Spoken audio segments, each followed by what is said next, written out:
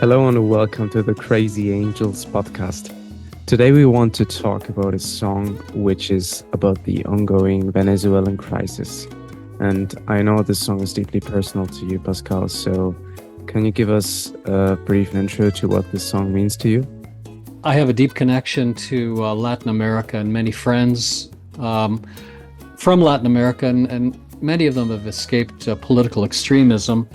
In our previous podcasts, we've talked about album 2, which is called Nicaragua Moon, about my friend, the great Nicaraguan poet Francisco Santos.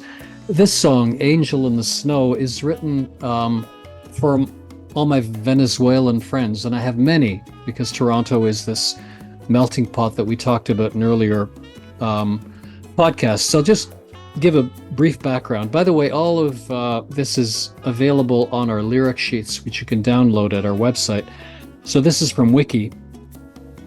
The crisis in Venezuela is an ongoing socioeconomic and political crisis that began during the presidency of Hugo Chavez and has deepened in Nicolas Maduro's presidency. It has been marked by hyperinflation, escalating starvation, disease, crime, and mortality rates, resulting in massive emigration from the country. Almost 6 million people out of a population of 30 million have left Venezuela and fled. That's insane. Eduardo Stein, special counsel to the UN Refugee Agency, said, "Never in our history in Latin America have we faced such a movement of people out of a country that was one of the richest in the region. And whatever fails in Venezuela is going to affect the rest of the region. Latin America will never be the same." So this is the story of a family that has escaped Chavismo, extremist politics, and tried to make their way in Canada. It's called Angel in the Snow. And I'll just quickly read you the lyrics. Angelina, mi amor, Chavismo and Maduro have cut you to the core. Such unlucky stars, only I have seen your scars. You still have vertigo, my angel in the snow.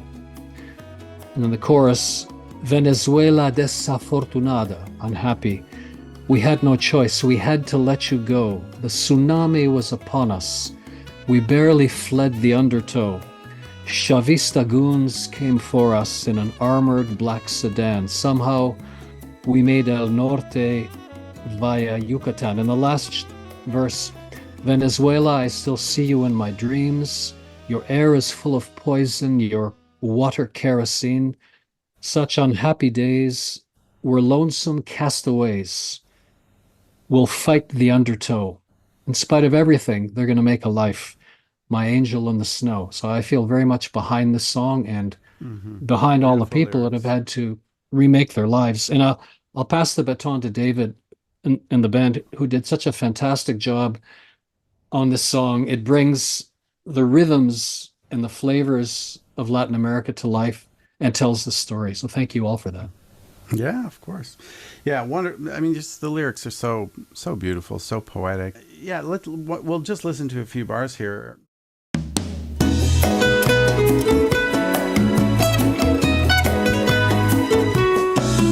Angelina,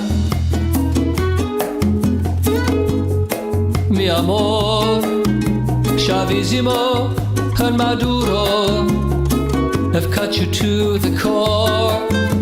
Such unlucky stars, only I have seen your scars. You still have vertigo, my angel in snow.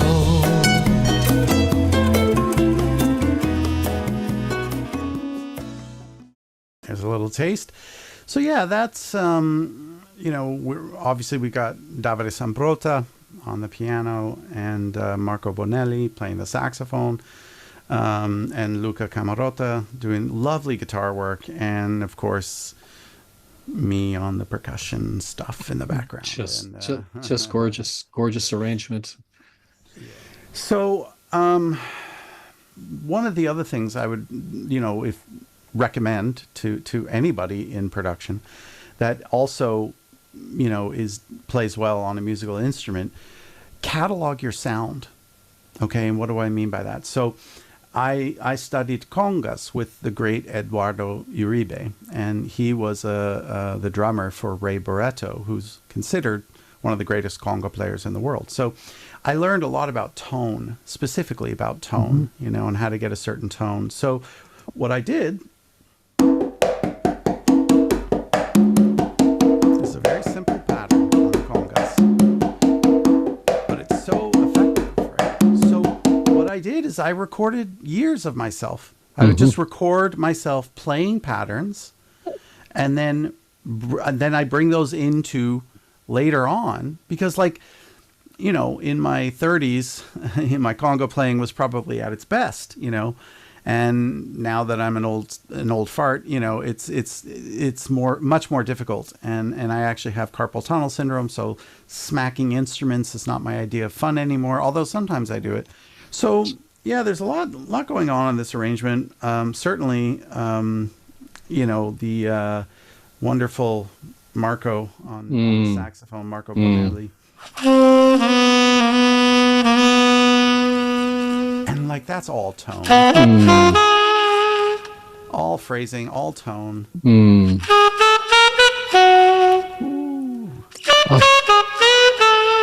I mean, that's just all tone. And so, you know, a saxophone player is spends their whole life just getting the tone down. Like how do you tone? How do you phrase? How do you fit in? And you know, in snow.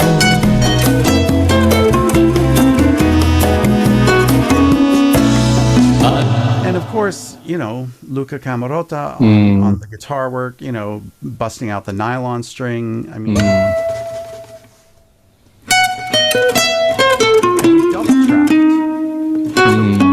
we double tracked some of the guitar parts for him to get this really full and the processing as well.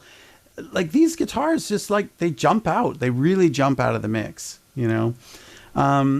I'm using a device here called the Eventide H3000, which is a wonderful processing unit that goes back to the late 70s and was showcased on practically every 80s record you ever heard. This was on it and you didn't know it, but Steely Dan especially loved using this unit. And what its sort of main purpose in life is called stereo pitch shifting. So it takes a mono signal, it detunes and delays one side very, very, very finely, one side, and then tunes up the other side. But so it's a little bit out of tune with itself. And actually, if you listen to these guitars, yeah, they're all going through that eventide.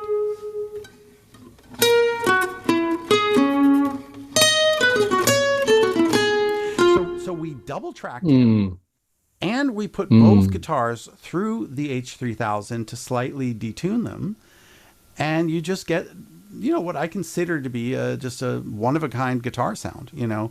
And this is a great example of how the band and me as a producer, how we interact, right? So, okay, let's double track these guitars, okay, get them beefed up. And then I'm going to do a little something, something in the studio. And just like even Pascal, like on those vocals, like Angel, look at all the breath. Angel. angel, in snow. Delicate delivery. Then, of course, you know, I always love my strings. And so, you know, eventually help to build the song. Because we're always trying to tell the story and build things up.